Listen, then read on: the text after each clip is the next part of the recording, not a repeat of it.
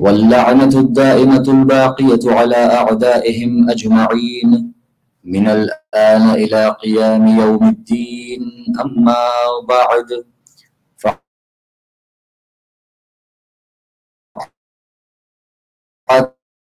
قال الله تعالى في القرآن الكريم: إنما وليكم الله ورسوله والذين آمنوا الذين يقيمون الصلاة ويؤتون الزكاة وهم راكعون.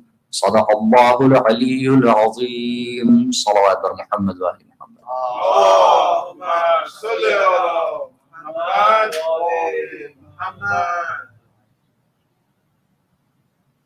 Respected elders, my dear brothers and sisters, Assalamu alaikum wa rahmatullahi wa barakatuh. For those children who are sitting there on the chair, if they want, and they should, please come to the Farsh Azza so that you also become the part of the Majlis. Bismillah. Salawat bar Muhammad wa ali Muhammad.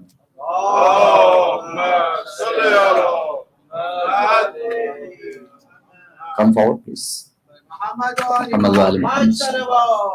Allahumma salli ala Muhammad.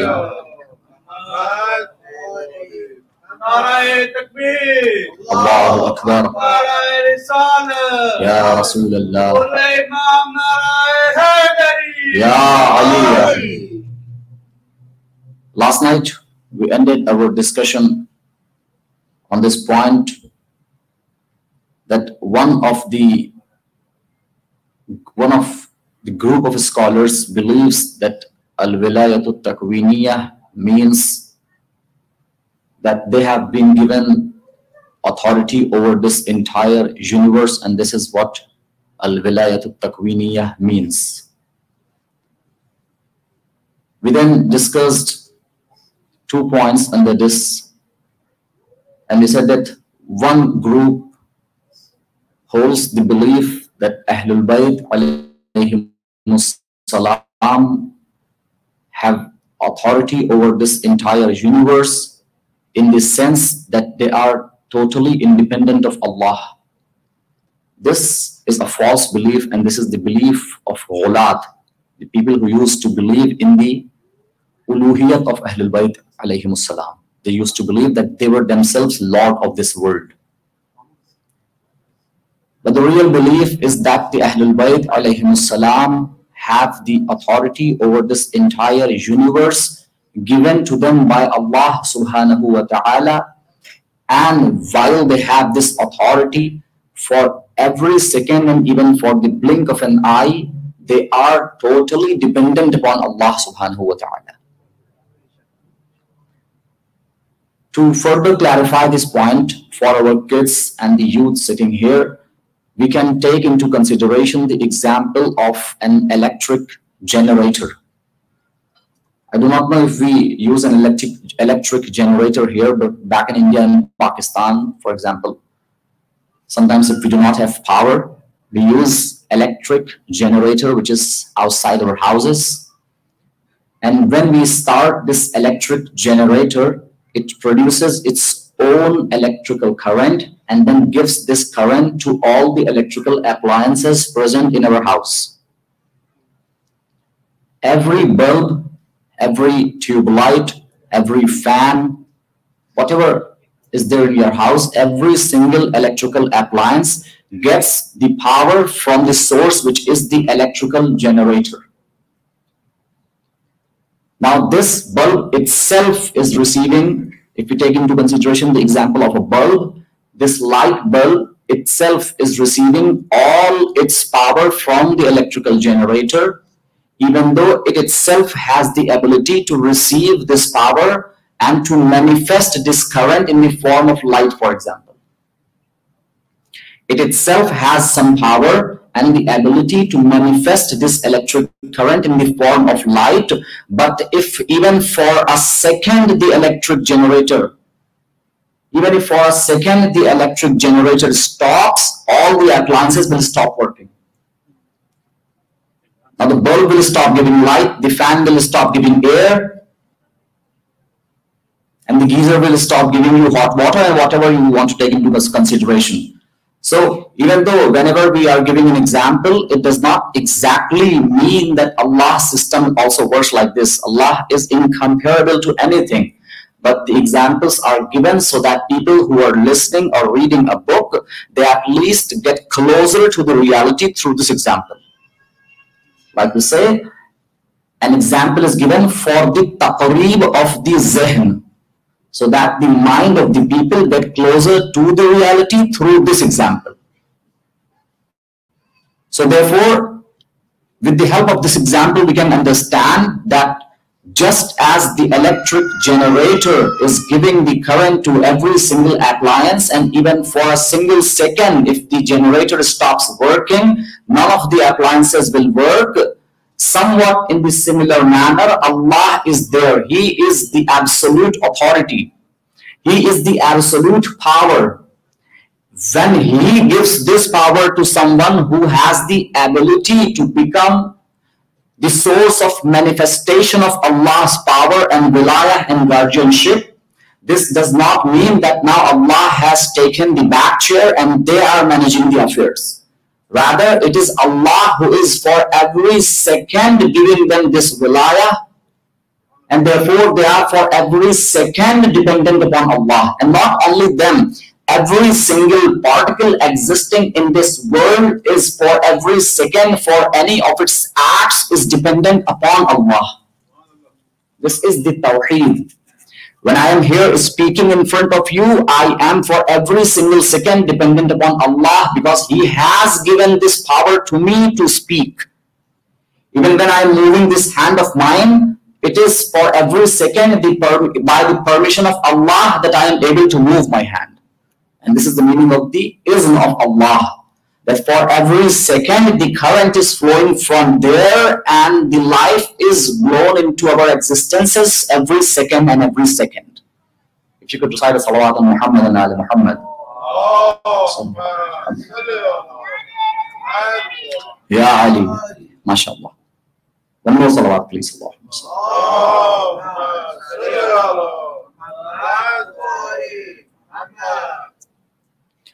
Another group of scholars believes that this is the fourth type. Like we said in the previous nights, one group believes that Wilayat Takwiniyah means showing miracles. And we proved there, and we would not like to revisit those points in detail, but just to have a recap of the last 4 points that we discussed, last 3 points. One group believes that Wilayat Takwiniyah is just the ability to show miracles. And we proved in front of you that it was not always that the Ahlul Bayt alayhimus salam were showing miracles, because miracle is shown only when someone does not believe in the authority you have from Allah. Point number 1. Point number 2, another group of scholars believes that Al-Wilayat Takwiniyah is nothing but an accepted prayer. Ahlul Bayt alayhimus salam are at a level where if they ask Allah for anything, Allah accepts their prayers. Ad-du'a'ul mustajab. And we also proved that it was not always the case that the Ahlul Bayt alayhimus salam used to pray to Allah for something to happen. And there is an important point here for our kids to note, that at certain point, when Ahlul Bayt alayhimus salam used to pray to Allah for something to happen rather than doing it themselves, it was most of the time because of the people present around them. Because it was a prevalent issue in the time of Ahlul Bayt that there was a certain group who used to believe in the lordship of Ahlul Bayt alayhimus salam. So therefore, they sometimes used to not directly make something happen or not directly do something, but rather they used to pray to Allah so that Allah does it for them. So at least they have their beliefs corrected, that Ahlul Bayt alayhimus salam do not have the absolute authority without any dependence. Rather, they even at this station are dependent upon Allah subhanahu wa ta'ala. And therefore, we gave examples from narrations where Ahlul Bayt alayhimus salam themselves carried out acts, and they themselves commanded the objects existing around them, and they obeyed their commands. For example, when a person came to Imam Muhammad al-Baqir alayhi salam,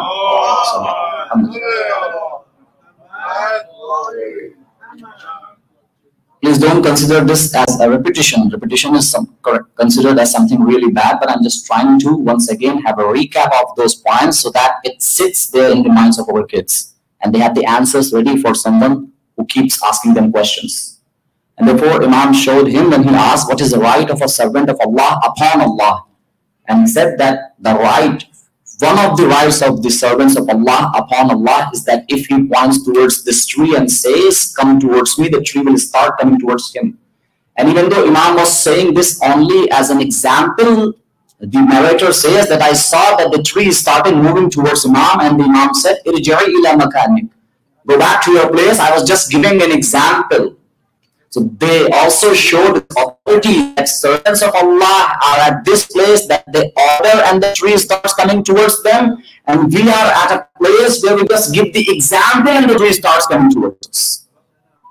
They are always ready. Like I said in one of the majalis, the creation, the whole creation is always ready and always hopeful that they give us some command so that they fall, so that we obey their command. Because it is only because of their nur that we have been given existence. It is the nur of Ahlul Bayt through which Allah has created this entire universe. So therefore, this is the second group that believes that Al-Wilayat Taqweeniyyah is an accepted prayer. And then there is a third group that believes that Al-Wilayat Taqweeniyyah is the delegation of authority to Ahlul Bayt alayhimus salam. And we discussed 2 points. We would not like to revisit those 2 points once again. If you could recite a salawat on Muhammad and Ali Muhammad.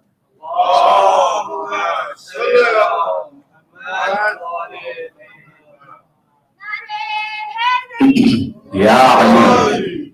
Not a salawat.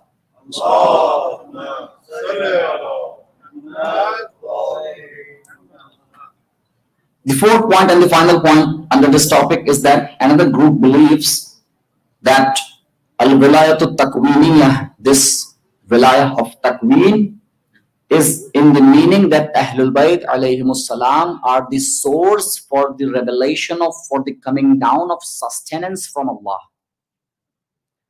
Al-Wasitatul Faiz, like we say in Arabic, they are the medium, they are the wasita through whom Allah reveals or sends down his rizq or sustenance.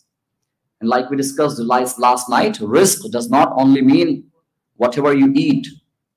Rizq is anything that you can make use of. Anything, even the wahi that is coming down is rizq.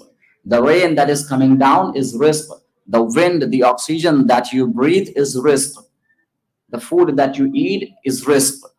The money that you earn is rizq. The clothes that you be, anything. And on the top of all this, al-ilmu huwa rizqul akbar. The knowledge that you seek is the biggest sustenance of Allah. And for your Jazba Wala, let me just say this one point here. When we say knowledge, if you create a list of what can be considered as knowledge, on the top of it comes the Quran and the Wilayah and the Fazilah and the narrations of Ahlul Bayt alayhimus salam.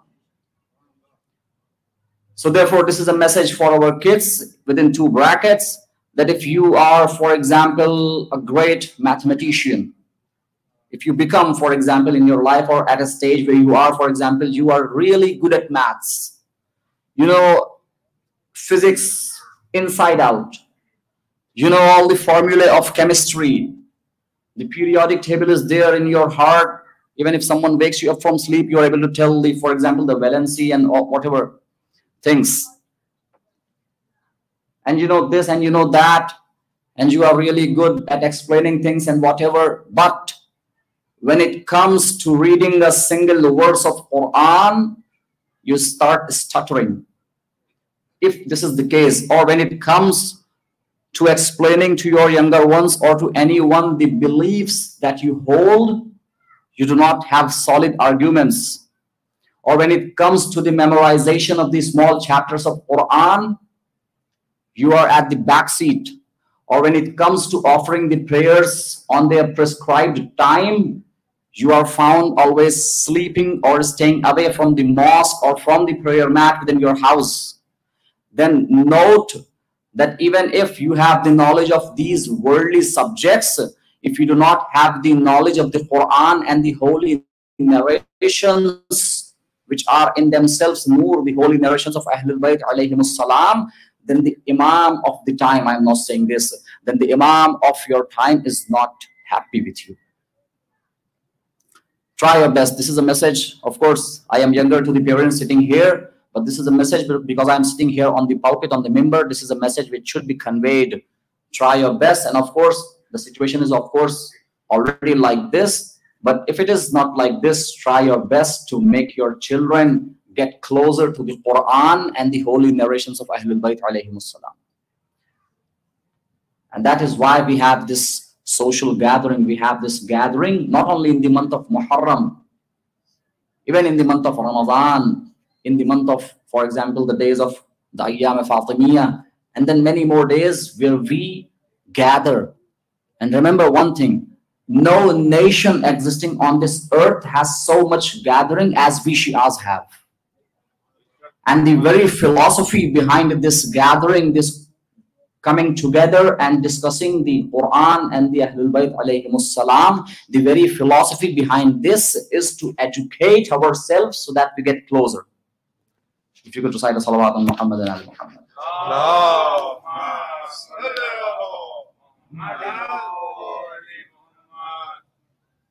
The very philosophy behind this gathering is to get closer to the Quran and the Ahlul Bayt alayhimus salam. So if you would like your kids to grow up in a manner that they are the real lovers of Ahlul Bayt alayhimus salam, and inshallah in future they are among the helpers of the Imam of their time, make sure that while they are progressing in their education, while they are progressing in the worldly education, they must also be ahead of this worldly education in the religious education. Sallu ala Muhammad wa ali Muhammad.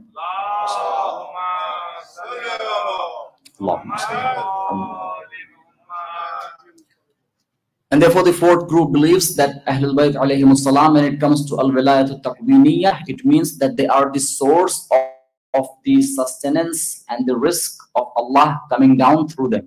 They are the source of the coming down of the sustenance of Allah. And we have some narrations regarding this. For example, there is a dua which we recite, which is in Mafatih al-Jinan, which is known as ad-du'a al-adilah, where we have this statement, وَبَيُّمْنَهِ رُزِقَ الْوَرَى. And it is because of the blessing of the existence of Imam Zaman alayhi salam that people get their sustenance.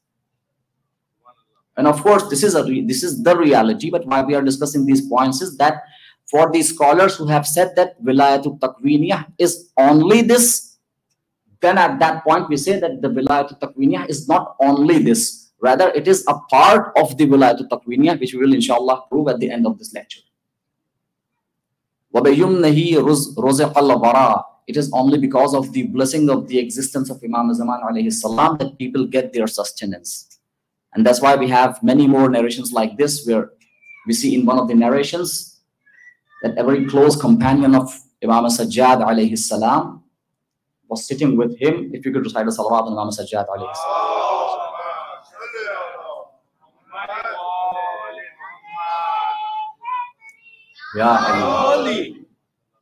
He was sitting with Imam Sajjad alayhi salam, Janab Abu Hamza Somali, a great companion of Imam Zainul Abidin alayhi salam, and he was sitting with him, and he said, while he was sitting with him, he was talking to the Imam, and it was the morning time when the sun was slowly and slowly rising, and the birds were chirping on the branches of the tree. And the Imam said, "Oh Abu Hamza, do you know what these birds are saying?" He says, "May I be your ransom, Imam. Ju'iltu fidak. May I be your ransom, O Imam. You tell me, you know better." And the Imam says, these birds are asking Allah for their rizq, for their sustenance. وَلَا يَجْرِ اللَّهُ أَرْزَاقَهُمْ إِلَّا عَلَىٰ أَيْدِينَا. And Allah does not give the creation their sustenance except through our hands. If you could recite a salawat on Muhammad, Allahumma salli ala محمد وآل محمد وعجل فرجهم. لا يجري الله أرزاقهم إلا على أيدينا. Allah does not flow their sustenance from top to bottom. Allah does not give them their rest or sustenance except through our hands. So it is the blessed existence of Ahlul Bayt alayhimus salam that has encompassed the entire universe, and through them everything reaches people. And that is why we have in one of the narrations where Imam Ja'far Sadiq alayhi salam was eating his food. Was eating his food, and when he ate his food, Abu Hanifa was sitting there. And Imam said, thanks to Allah and thanks to Rasulullah for giving me this food. And he said, you know very well when you say such things where you are highlighting the merits of Ahlul Bayt, let me say this, people who have not a very good digestion, they start asking questions. And then in the same manner, Abu Hanifa said, that why did you thank Rasulullah? It is Allah who gives you rizq. And then Imam Ja'far Sadiq recited a verse from the Quran and says, do you not know that Allah gives all his sustenance through the hands of Ahlul Bayt alayhimus salam? Ya Allah. Ya Allah. Allahumma salli ala Muhammadin wa ali Muhammad wa ajil farah.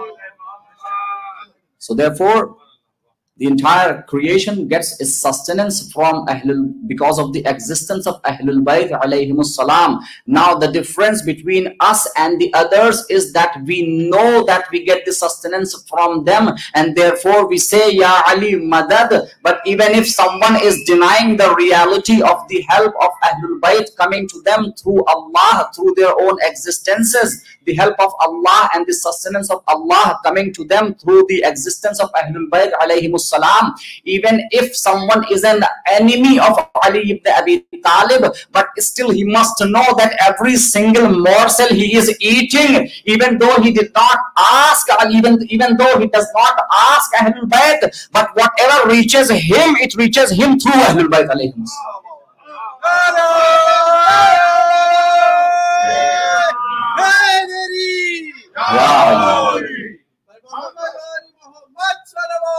Allahumma salli ala Muhammadin wa ali Muhammad. This is a reality. This is not something that we are saying just because we are the lovers of Ahlul Bayt alayhimus salam. This is the system of Allah that He has made. وَإِن مِّن شَيْءٍ إِلَّا عِندَنَا خَزَائِنُهُ. There is nothing except that the khaza'in of those things, the abundance of those things are with us. وَمَا نُنَزِّلُهُ إِلَّا بِقَدَرٍ مَعْلُومٍ. And we do not reveal, we do not send down from that abundance anything except in a known measure. بِقَدَرٍ مَعْلُومٍ. And Allah sends down everything with the source, which is the existence of Ahlul Bayt alayhimus salam. Nothing can come down from Allah except through them, and nothing can go to Allah except through them. And that is the reason why if you want your prayers to be accepted, because they have to go through them. If you deny the wilayah of Ahlul Bayt alayhimus salam, if you deny the soul of the namaz and the psalm, then you should not expect your prayers to be accepted. Because the very soul of the prayers and the fasting and whatever acts we carry out, the soul of all these acts is the wilayah of Ahlul Bayt alayhimus salam. Quran says, وَاسْتَعِينُوا بِالصَّبْرِ وَالصَّلَاةِ. Take help from sabr and salah. And we have in narrations, by sabr here means Muhammad Mustafa, and by salah it means Ali ibn Abi Talib alayhimus salam. Recite salawat on Muhammad and Ali Muhammad.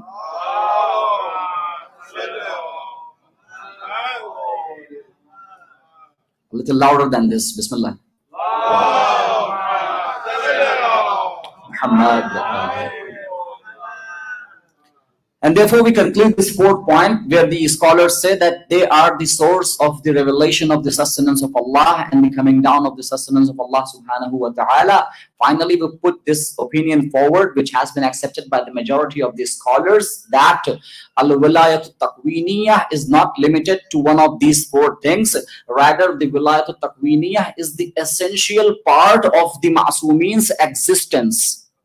Even though on the second night we said that al-wilayat taqwiniyah is an essential part of Allah's existence, but when we are using the same word for Ahlul Bayt alayhimus salam, it does not mean in the same manner as Allah is the owner of the wilayah, rather in the meaning that once they have been given this wilayah by Allah to them, once they have been given this wilayah, it will now not be separated from them, because they are at a place where they never disobey their Lord. They are at a place, and Allah knew it by virtue of His knowledge, that these servants of mine, even if they are put in the hardest of situation, they will never disobey me. Allah knew this by His knowledge. And then people say, there is a theological question that comes here, and which is most of the time asked in the universities and the colleges. So let me give the answer to that question. That if Allah already knew by virtue of His knowledge that these people are not going to sin, then because He already knows that, therefore they would not sin.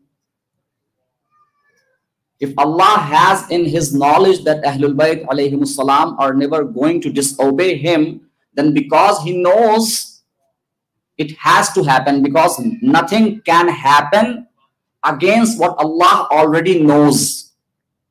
Just a single line answer. Allah, by virtue of His knowledge, knows that they will never disobey them, and Allah, by virtue of His knowledge, knows that I will give them power to disobey me, and then they will still not disobey me. If it is not clear, let me explain this.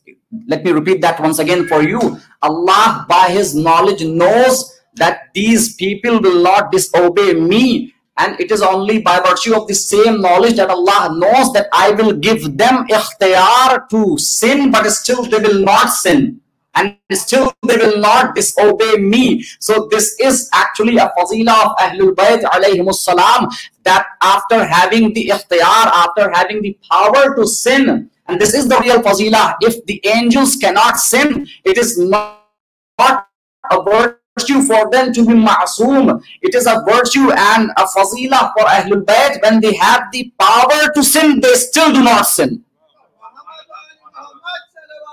Allahumma salli ala Muhammad.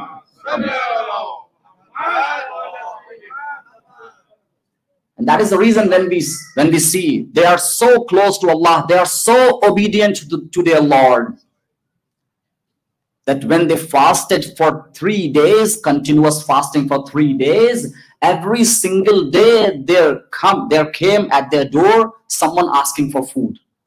You know why the chapter of Insan or Surah Al-Dahr or Surah Al-Ata was revealed?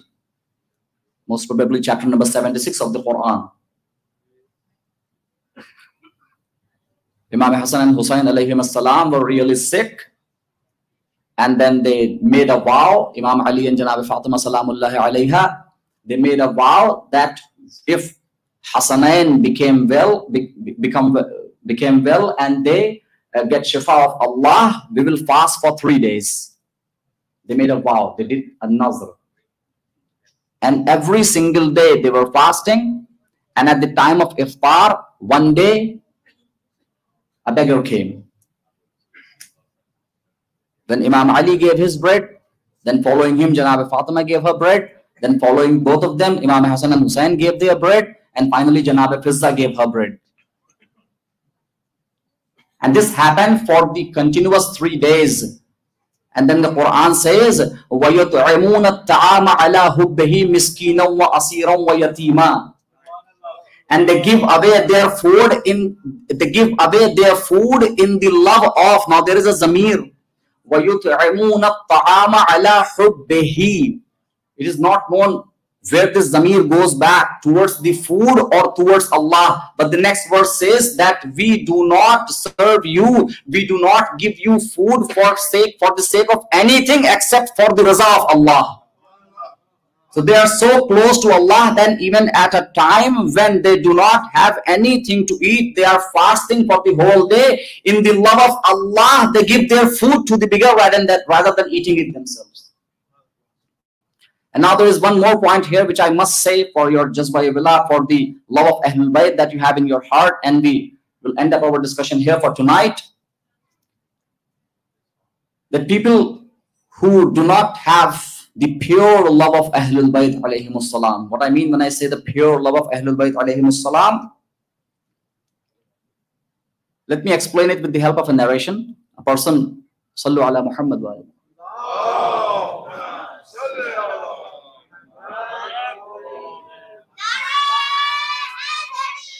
Ya Ali. A person comes to Imam Ali alayhi salam and says, Ya Ali, ana uhibbuka wa uhibbu fulanan wa fulanan. Oh Ali, I love you and I love you fala and fala, someone and someone. Imam Ali alayhi salam says, oh man, now I cannot remember the word, someone who has just one eye, like we say in Urdu, he is kana. Understand this, that someone who only has one eye, his another eye doesn't work, doesn't have any sight. Imam Ali says, you are a one-eyed man. It is not necessary to only love me, but it is also necessary that when you love me, you also hate my enemies. So you only have one eye right now on your face. And when you will start hating my enemies along with loving me, then you will have both eyes on your face. So therefore, people, like I said, they do not have the absolute, the pure love of Ahlul Bayt alayhimus salam. What I mean is that they keep praising Ahlul Bayt alayhimus salam, and then they finally start praising their enemies. This is nothing but hypocrisy. And such love is not required by Ahlul Bayt alayhimus salam. And that is why we have in our furu'at, where we have tawalla, there we have tabarra too. With the help of tabarra, first cleanse the tablet of your heart from the love of those who were the enemies of Ahlul Bayt, and then your heart will become a place where the love of Ahlul Bayt will reside. So therefore, people come and say that it was because of the Prophet Muhammad that the verses got revealed for his family too. The center point of Fazilah is Prophet Muhammad there actually. And because these are their kids and he is his son-in-law and his cousin and she is his daughter, because of the Prophet Muhammad the Mustafa, the verses got revealed, and the Fazilah that were there in the verses, the virtues that were there in the verses, these people, because they were connected to the Prophet, they also received these virtues. Or else they do not have any stand alone, they do not have any virtue if they are separated from the Prophet. Now it is not us who are answering this question. Allah himself made such people silent when he revealed the surah of Insan, the surah Ad-Dahr. And in this incident also we have 5 people, but what Allah planned was that in the place of Muhammad Mustafa, Ali is there, Fatima is there, Hassan is there, Hussein is there, but in the place of Muhammad Mustafa, he puts Janab Fizza Salamullahi alayha, who is the servant of Janab Fatima Salamullahi alayha, and Allah shows that it is not because of the Prophet Muhammad that I am sending down verses, rather Ahlul Bayt alayhimus salam themselves have this station and position in my eyes that I reveal verses for them. So I am now removing Muhammad from this incident, and now there is Fizza who is not even a ma'asum, and even then not only a verse, rather a whole chapter was revealed in their virtue. Yeah.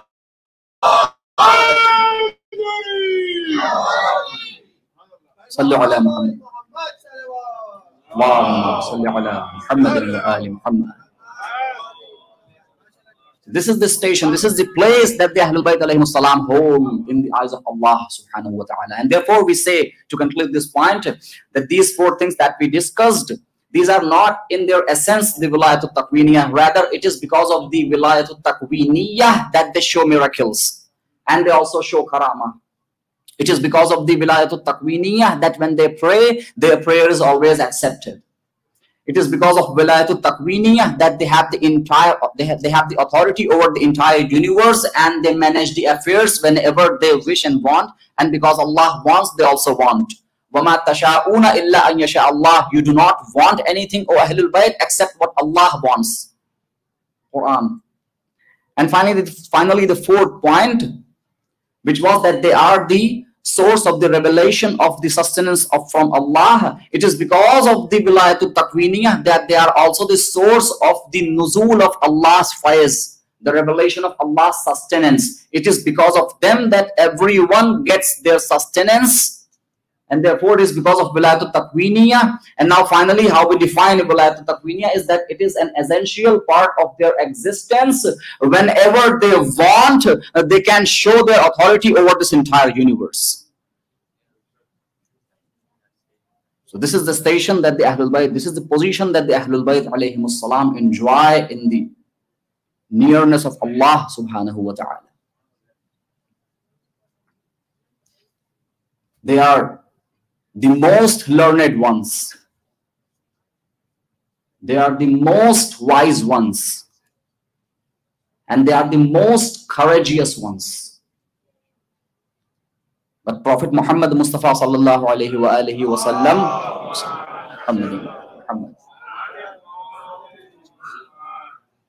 even though he was the brother of Ali, the most courageous person walking on this earth, but because he was rahmatun lil alameen, he never fought in any battle, even though he used to stand in the very middle of the field, middle of the battlefield, but he was never seen killing anyone, except in one or two cases. But because he was the rahmatun lil alameen, the mercy for the entire universe, he was not allowed to fight in the battlefield like Ali used to fight. But still Allah made an arrangement. I will give you, O Hussein, a son by the name of Ali, who would resemble my prophet. And if someone ever wished how the prophet would have fought, he should come to Karbala and see Aliul Akbar, how he was fighting there. Yes, my dear brothers and sisters, my elders, tonight is the night of 6th Muharram. And tonight, we remember the son of Hussein alayhi salam, Al-Aliyul Akbar. Narrations say that when Imam Hussein alayhi salam was nearing Karbala,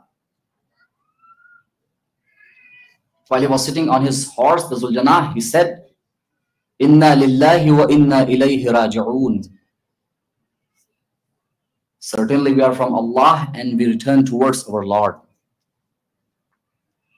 Janab Ali Akbar alayhi salam, who was behind Imam Hussein alayhi salam, he asked, O father, why did you say Inna lillahi wa inna ilayhi raji'un?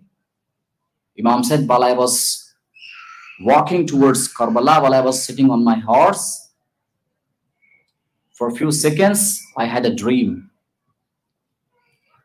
And I heard that someone was saying from behind that these people are moving ahead and death is behind them. Janab Ali Akbar says, O father, are we not on haqq? Imam Hussein alayhi salam says, in this entire world, if there is anyone who is on haqq, it is us. And then Akbar says, oh father, then we do not have any worry if we go and fall on death, or if death comes and falls upon us, because we are on haqq. Yes, my dear brothers and sisters, the day of Ashura came, And then a time came when Aliul Akbar comes to Imam Hussein and he says, "Oh father, kindly give me the permission, kindly give me the permission to go to the battlefield and fight these enemies." And Imam Hussein alayhi salam says, "Oh my son, go to your aunt Zainab and take her permission first. Go to your mother Layla and ask her permission first." Narrations say that now Akbar goes inside the tent of Janab Zainab Salamullahi alayha and he gets the permission from his aunt. He then goes to Janab Layla and he also gets the permission from there. I'm not going into the details. You will also hear the Urdu Masaib and I will go into the details there. But one thing is here which we have in narrations.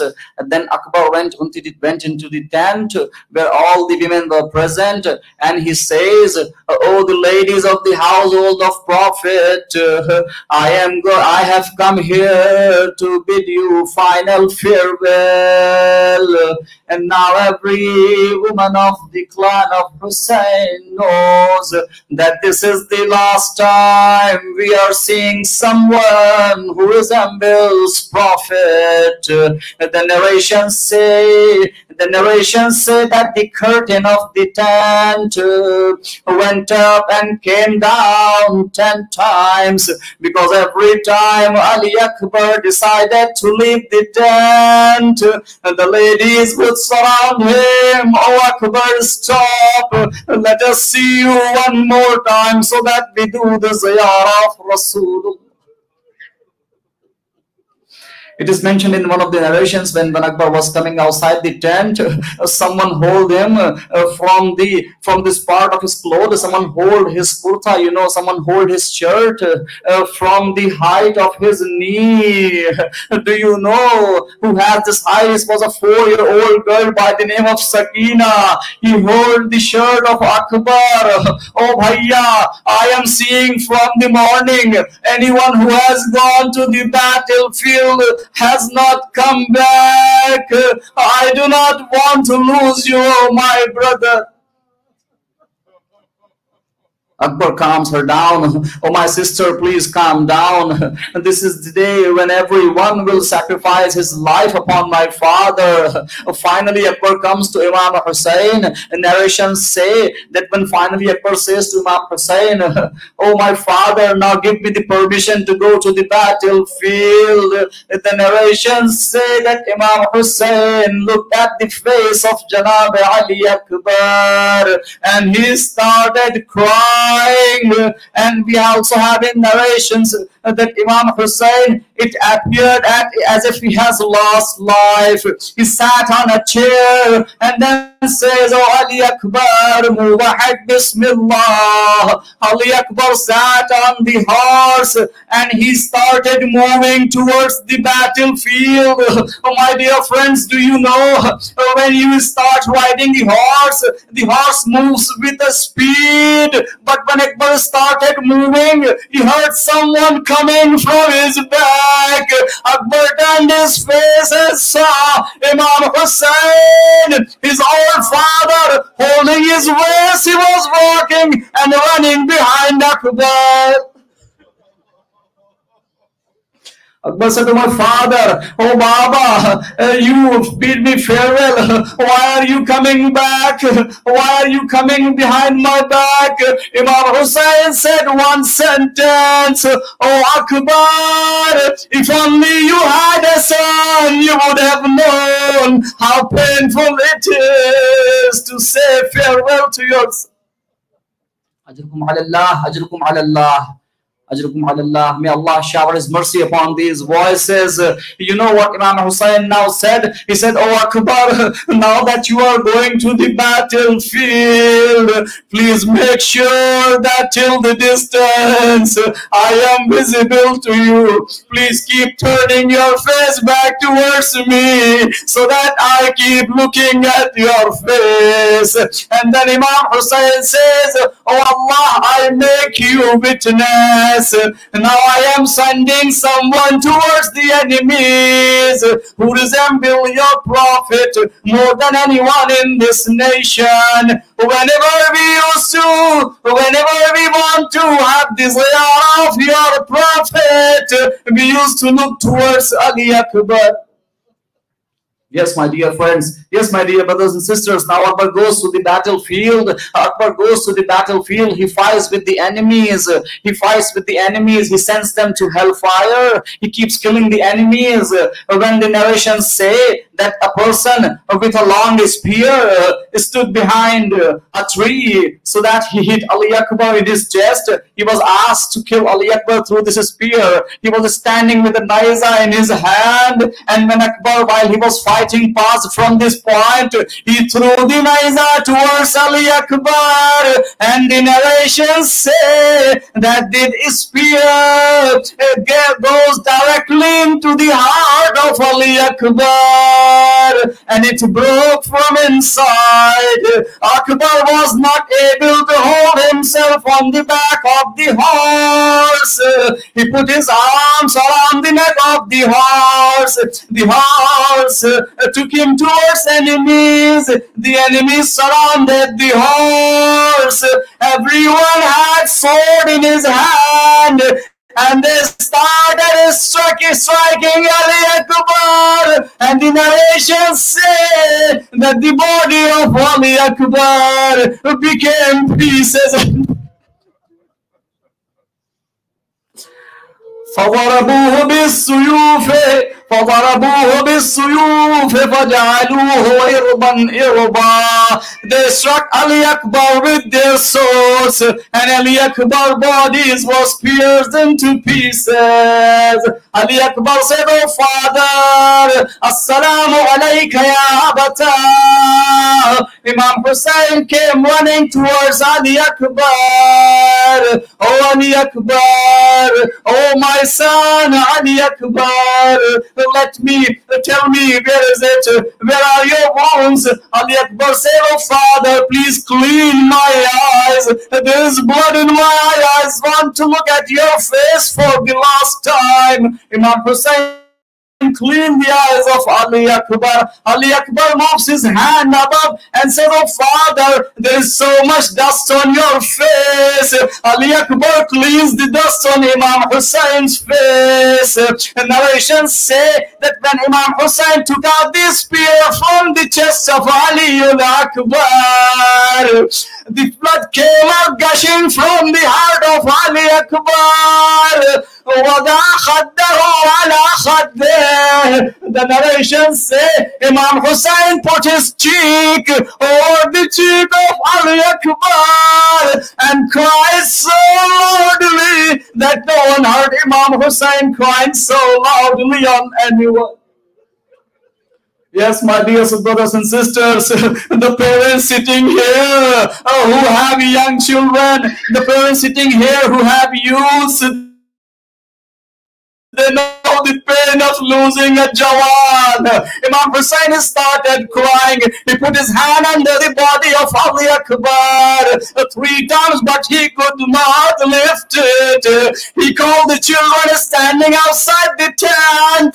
"Oh, children of Bani Hashim, come and lift the body of Ali Akbar."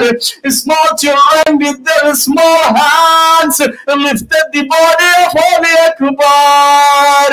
Behind is Imam Hussain, the old father crying on his son, "Wali ya Wali." ألا لعنة الله على القوم الظالمين فسيعلم الذين ظلموا أي منقلب ينقلبون. Inna lillahi wa inna ilayhi raji'un. Oh Allah, please accept our prayers and this majlis. Oh Allah, those who have asked for prayers, please accept their prayers. There are people who are sick, please give them shifa in the name of Ahlul Bayt alayhimus salam. Oh Allah, hasten the reappearance of the Imam of our time. Oh Allah, declare us among his helpers. Matama Hussain alayhi.